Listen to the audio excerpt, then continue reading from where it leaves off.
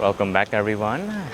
So last time we reviewed the 3-speed trifold, and today we're actually going to be showing off this Crius Bifold here. So this bifold actually belongs to a friend of mine, and they've actually had this one for around a year and a half.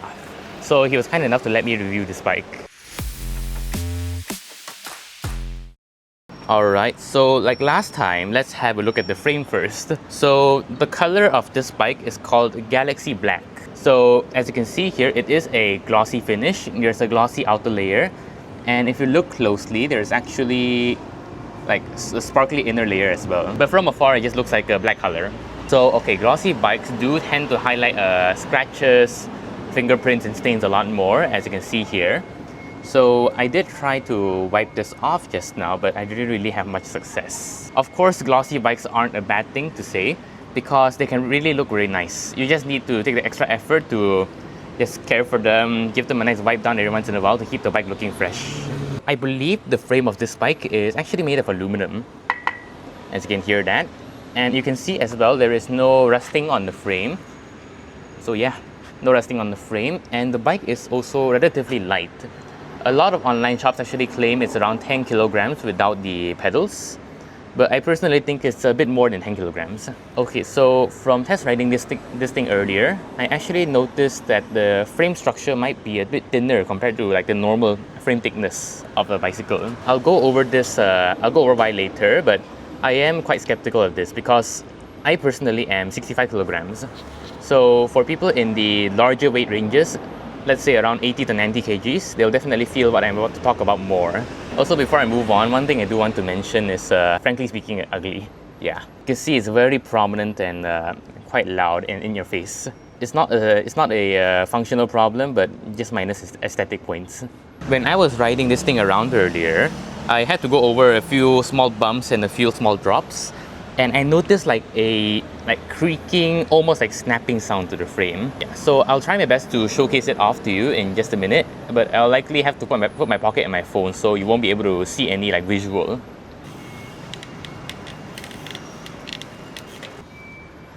I can't be 100% certain if it's caused by the thin frame, as I mentioned earlier, but it is definitely something that I am quite concerned of, the cracking sound. Alright, while we still are talking about the frame here, I want to mention about the kickstand placement. So the kickstand is in the middle here, and if I try to reverse the bike, the crank arm will run into the kickstand. So as you can see here, there is cosmetic damage from the crank arm rubbing against the kickstand here. So over time, this may lead to rust. I originally thought maybe it's because it's like a bifold specific design, but then I realized I've seen bifolds where the kickstand is in the back here. So it's not the biggest thing, but it does kind of affect the user experience quite a lot, especially when you're trying to reverse into an elevator, trying to go up into a HDB or your flat. Moving on, this bike actually comes with 9-speed. So if you guys watched the previous review I did on the 3-speed trifold, having 9-speed on the bike is very nice. It allows the bike to be very versatile, whether you want to have a breeze climbing up slope on the bigger gears, or if you just want to go very fast on a lower gear on an empty road maybe. It just allows the bike to be so versatile, and 9-speed is almost more than enough for most casual riders. The bike also does come with a Shimano Sora derailleur. So, you know, the shifting was very nice and smooth, very reliable overall. Alright, so the shifter on the Crius Bifold here is actually the Alivio, also from Shimano. Once again, nice shifter from a reputable brand. And it shifts nicely and has the standard downshift and upshift design here. I'm more used to a higher tier shifter like the Shimano Altus, but the Shimano Alivio is also nice. This bike is also using disc brakes. So most of you should be familiar with disc brakes by now, but for those of you who aren't, disc brakes will provide great stopping power and are a very high priority for most people, though they do require a bit more care and maintenance to help maintain them. The disc brakes on this bike are contaminated, so later I will show off to you, because you can hear like screeching sound coming from the brake when you lightly brake. You'll need to know how to clean and maintain them properly to prevent any rust and prolong their lifespan. Do try to prevent cycling in the rain if possible, because getting water on disc brakes is not fun at all. The brakes generally become less responsive, and also when you get back home or get back to a dry space, you need to clean them off properly. Alright, so I am riding the bike right now and I'm going to brake in 3, 2, 1. Alright, so now that we're done talking about the disc brakes down there and the sound just now, this bifold actually comes with hydraulic brakes as well.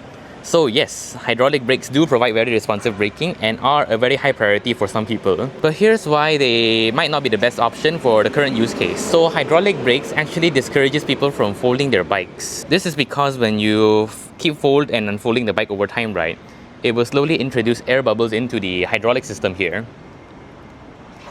So if there are too many air bubbles in your hydraulic system, the brakes will become less responsive and you'll have to push way deeper before there's actually any response.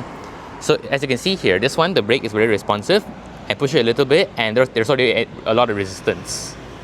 For this one though, I have to press it very deep before it actually has any reaction. You can tell from this part here. See, the circle has to go fully in, while for this one, the circle only can still stay out a little bit. So yeah, that's a sign that this one probably needs a bit of bleeding already. So bleeding is the process of bleeding out the air bubbles from inside the hydraulic system and introducing new oil into the system. So this process can be very messy and time consuming and actually very hard to do if you're not very technically skilled. And getting the brake professionally bled will add to the maintenance cost over time. So yeah, definitely not the best use case for a folding bike. The grips on this bike are actually secured, so unlike the bike I previously reviewed, it's already better in that regard. But the grip surface is really smooth without any texture. As you can see here, so if you have sweaty palms or get caught in the rain or get the surface wet at all, the grip will prove to be quite troublesome to get an actual good grip on. I would definitely prefer something with more texture on it so I can get a better grip. Plus, these grips are, I believe, cheap silicone, so yeah. I think my friend might have pressed too hard and now there's just a crack here. Oh yeah, another thing I do want to mention for this Crius here is there isn't really any suspension system on the bike. So I did try to search online and I don't believe they actually offer any suspension system for the bike. So the ride is quite stiff. I suspect it does contribute to the weird sounds coming from the frame that I filmed earlier. So yeah, if you're planning on riding on bumpier paths, be ready to feel everything. Moving on to the folding now. So once again, this is a bifold bike, so it folds at two parts. First at the handlebar here, and second at the middle of the frame here. The folding feels rather clunky. The middle part of the frame here requires the user to put a lot of force to unlatch it. Okay. So my friend has mentioned that they have accidentally twisted their wrist a few times in the past while trying to unlatch this thing. The front part of the folding here is not the best too. The system it uses here is kind of like this. You have to turn this latch aside and then I have to pull this down before the bike is able to fold. So it doesn't really have a clear indicator for when this thing is covering this thing correctly.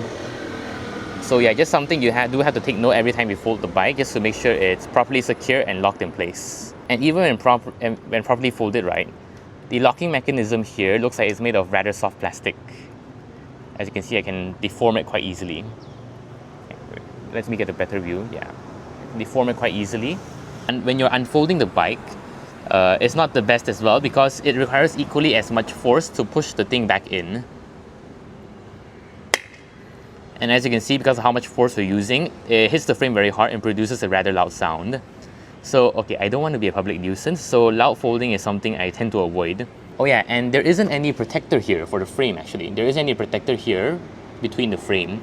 So over time, from you having to slam down the latch so many times, over time this will actually slowly chip away at the paint. I'm not sure if my friend may have removed the protector or not, but it doesn't seem like it may have came with any. So just minus points for the user experience as well on that part. Ugh. Lastly, everything I just said about the folding could be redundant because of the hydraulic brake system. So you're discouraged from folding it frequently anyways, which kind of defeats the whole purpose of having a folding bike. Because folding it will cause the brakes to run and add to the maintenance cost, but then you're also left with a folding bike that can't really fold or doesn't encourage you to fold it. When it comes to pushing the bike when it's folded, so this is a bifold after all, so it won't be as easy to wheel around as a trifold. And yeah, if you try to reverse it, the pedals will slowly inch backwards until it hits the frame and gets stuck, which makes maneuvering the bike a bit of a chore. especially if you get caught in a crowded area like the MRT. Not fun. On a positive note, the height and the angle of the handlebar is adjustable. So this is a very nice feature to have, especially because it allows you to adjust your own riding position, and it allows for a lot of people of different height ranges to ride the bike. So great if you are sharing with someone else who has a vastly different height range from yours. So yeah, you can actually adjust it to be lower, or you can also adjust the angle.